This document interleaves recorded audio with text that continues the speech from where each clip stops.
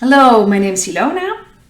In this video, I just want to take a look at symbolism, and I think it's important. I watched a vlog from a Dutch vlogger named Erik Zegtert, and he was talking about getting rid of his Christmas tree because he got reactions that was satanic or has a satanic background.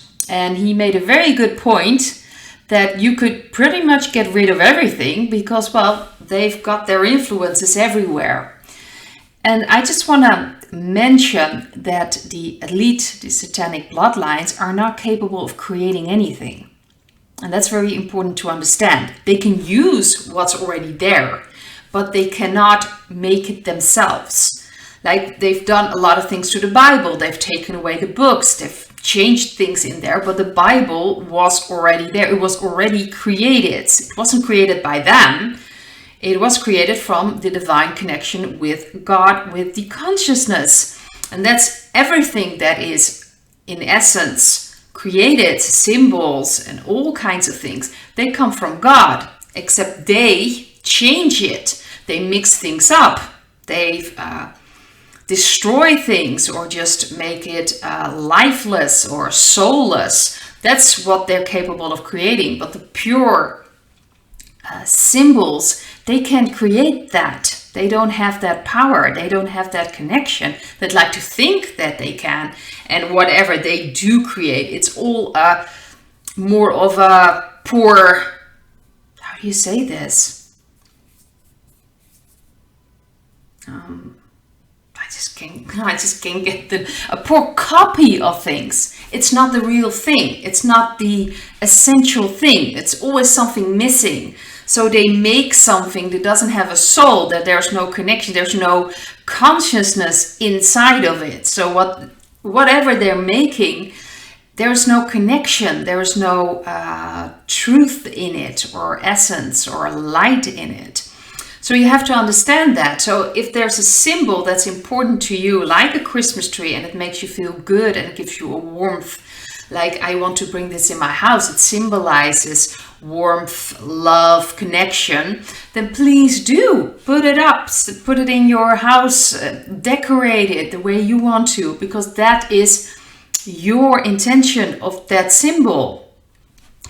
It's very important to understand that they've used for a very long time, they've used the energy we we have and we always use. We are always creating, if it's in conscious level or unconscious level, and they prefer us at the unconscious level because that's what they take in, that's what they use against us and use for their own agendas. They do that with concerts, which are pretty much like rituals they use.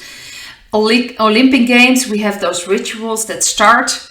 You're like looking at, what am I looking at? Well, these are all rituals. And we are sending our energy by watching it. By actually paying attention to it, we are sending those energies to them. And they can use that. They use that energy. That's why they bring so many people together in concerts with certain music frequencies. They can use that to open things, to use it for other dimensions, for things they just want to bring into this world. But because we live on an unconscious level, a lot of us, we are really just giving them our energy without even realizing that that's what we're doing. That's why they don't want us to wake up. They don't want this great awakening because we become conscious of our own energy. And we're not just going to give it away to them anymore. And they won't be able to use it, not even with symbols, because we'll look right through them and we will use our energy in the way we want to use it. So that's very important to understand. Even if they do things or a ritual in front of you, but you're conscious of what is going on and you're like, I'm not giving my energy to this. I'm not participating. Just like with what's going on right now. You're not complying. You're not participating. Then you're not giving energy to them. They won't be able to use it anymore. So the symbols at itself, there's nothing wrong with the symbols. It's just a symbol. It's what really the energy we put into it and how we use it and how it makes us feel. So it's very important to understand that. I get a lot of questions about, of course, the tarot cards, because there's I do believe that they've been created with someone who had connections with the occult, and obviously. And the occult just means it's hidden. It's just a hidden tradition, hidden secrets. And it's important to understand that they've hidden this because they didn't want us to get to understand our power, to understand our energy, to understand our consciousness. Because the tarot are really just, how do you say that, showing insight into yourself, the processes we go through, the psychological processes that we go through in life. All these cards are saying something about ourselves, not getting in touch with our intuition, really are closed off or remain in our heads. This is that we get a complete new start in a very realistic or practical way. The Magician is about everything we have, the consciousness. This is a card about using all these elements that we have and all the energy that we have to consciously, on a conscious level, manifest our reality, manifest our world, how we feel about things. That's the Magician, which is very important to understand that we have that power. The Empress is about the female divine, divine femininity, about that concept of compassion, of relaxing, of enjoying life, of receiving, because that's a very important part of the Empress as well. Strength, understanding how powerful we are. So all these cards have meaning. They have this process of understanding yourself better. Of course they don't want that to come out. Of course they'll tell you that that's awful, you shouldn't use that. They want to keep us at an unconscious level as possible. So they made sure everything that could open our consciousness, that could be used to expand our mind, it has to be thrown in a certain corner. Oh, you don't want to touch that. And they've turned everything around. That's what they do. Everything that's good is evil, and everything that's evil they turned into good, or they make it seem like this is good for you. So you have to understand that it's about the intention the user has with the symbol. So I have the intention with my tarot cards to really help people, give them insight. It also gives me insight in myself. And that's the intention I just put into the energy. If I have consultations with people, I really try to help them. I want to give them insight in what's going on right now and really give them something so they can work through it or help them in some way or support them in some way. That's the intentions I have by using the tarot cards. And it's the same with other symbols you use. It's really about what the intention is of the person using it. So what is the intention for you? What does it mean to you to light a candle or to put up a Christmas tree? What does it mean to you? So we have to take that back. We really have to take, in a way, our power back and not give it away to, or thinking that it's all satanic. They've mixed up everything. That's true. They've corrupted a lot of things. But ultimately, they're not the ones that created it. They are not the ones that created these symbols or everything around us. God created that. Conscience created that. We've created that. So we can just take that back. It's almost like Star Wars with the Force. Well, how are you going to use it? The Force is neutral. You're going to use it for good. You're going to use it for bad. And that's really what symbols are all about. What are you going to use it for? How are you going to use it? So that's how I view things with symbolism. And I also want to mention that I've heard somewhere, or someone asked me a question about if you send light to someone, that's apparently satanic as well. Well, we are light beings. God created us. Consciousness is energy, is light. So light itself, there's nothing bad about that at all. Nothing. But again, satanic bloodlines came in and started using, of course, false light. That's something else. And they do that by disconnecting us from our connection with God, from our connection with the consciousness. If you send light from your heart, from the true intention, because you want to send someone support, you want to send someone love, or some just a good intention, there is nothing wrong with sending light from yourself. But you have to be careful with anything placed outside of yourself. That's false light.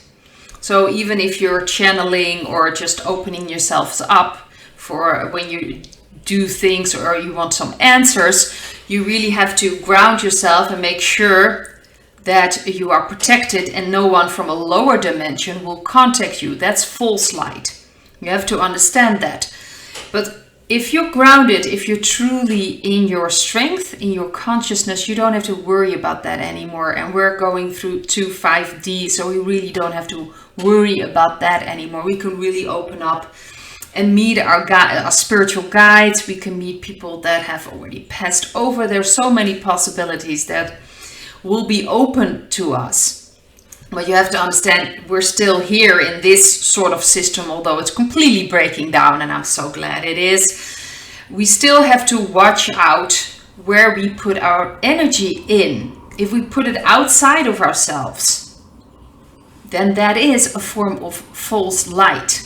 It's all inside of ourselves. That's why we have to feel if something connects with us or not, if it resonates with us or not. That's why it's so important to listen to your intuition, to listen to your inner voice, because that's the connection to God, to your consciousness. And when you have that connection, you have nothing to fear. You have nothing to worry about, and you can just send your light, your love, your energy to other people if you want to support them.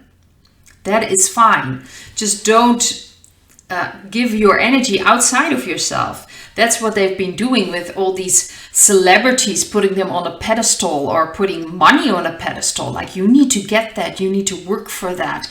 All everything that's outside of yourself and placed at a certain pedestal is false light in essence. It's really just a way of getting our attention, getting our energy. So we put all this energy outside of ourselves, and then they can come along and take all this energy and use it for themselves. That's really what false light is about. And they've done that on a spiritual level as well. We have lower energies that will look or seem like they have a higher energy, and that will give information through. That's not the right information. That can happen if you're not grounded, if you're not conscious of your own strength. But we are now in a process of really strengthening ourselves, so we don't have to be afraid of that anymore. We can open ourselves up and feel and know that we're protected, and know that we are in connection with God and in connection with our intuition, with our soul, and then we are protected. But we have to be conscious of where we put our energy in, outside of ourselves. What do we watch?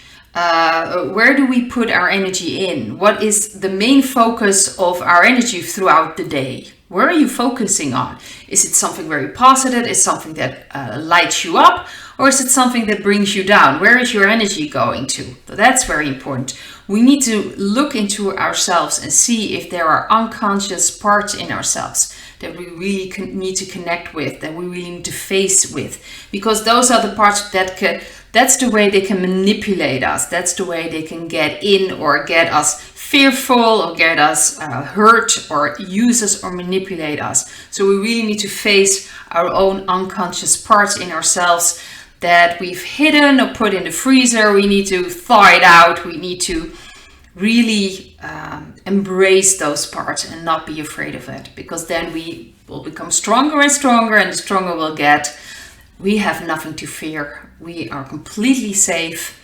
I also want to briefly mention the timelines. There was a question about how does that work with all these different timelines. Well, it's about your frequency. I'd like to explain it as I live, of course, in the street. Well, there are people in my street I never meet. They have a completely different life from me, different experiences. I most likely maybe meet them once or twice a year, that I may say hi to them. I probably don't even know where they exactly live. I'm not even sure if I've met them or not, but and we are living in the same street, so we live very close by. But I never meet them, or I never really talk to them or have any idea how they live, except where they live, of course. But that's it, and that's the frequency. So you can have very different frequencies, and still be in like a similar place, but you have completely different experiences. That's how it kind of works with timelines. Things are changing, so you really see a different reality. So it's very important where you focus on and where you, what is your frequency. That's why I emphasize that please pick a lane and stay with it. You believe in the white hats, they're really there, they're going to help us, then remain on that course. Then don't get distracted with all these other articles or all these other stories about, no, they're going to turn against us. Leave that. Doesn't resonate with you, leave that. Of course, if that is what resonates with you, then pick that lane and that frequency. That is fine as well. You have the right to choose. That's really about free will.